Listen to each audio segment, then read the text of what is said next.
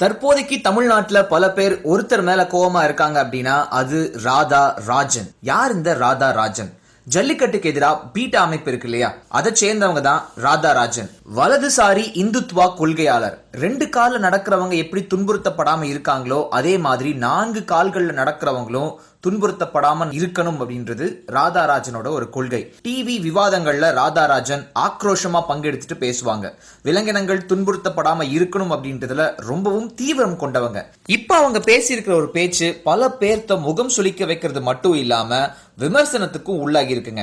அதாவது London BBC தமிழோசை வானொலிக்கு ராதாராஜன் சமீபத்துல ஒரு பேட்டி கொடுத்திருக்காங்க.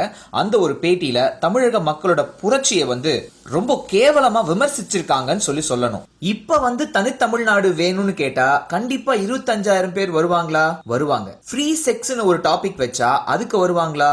ஒரு 50,000 பேர் கண்டிப்பா வருவாங்க. ஒரு இஷ்யூவுக்கு தெருவில் போராடுறது தான் பீப்புளோட சென்டிமெண்ட்டை பிரதிபலிக்குது அப்படின்னு சொல்றத நான் ஏத்துக்கவே முடியாது. இந்த நாட்டுல ரூல் ஆஃப் லா அதுதான் எல்லாத்த விடவும் முக்கியம்.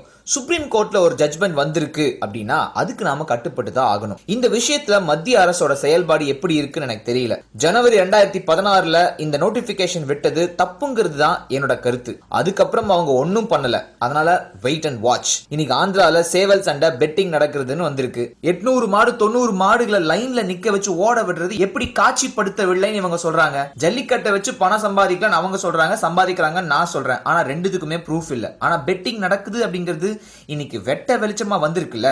கிரிக்கெட்ல பெட்டிங் நடக்குது, ஆனா அங்க விளையாடுறது 2 தரப்பு மனிதர்கள். ஆனா காளைகள் என்ன வச்சுட்டு விளையாடுன்னு கேட்கலையே. காளையோட பெர்மிஷன் இருக்கா? இதுல காளைகள் விருப்பப்பட்டு வரலையே.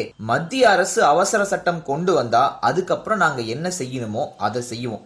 ஆனா மத்திய அரசு அதை செய்யாதுன்னு நம்பிக்கை இருக்குன்னு ராதாராஜன் சொல்லியிருக்காங்க சார்.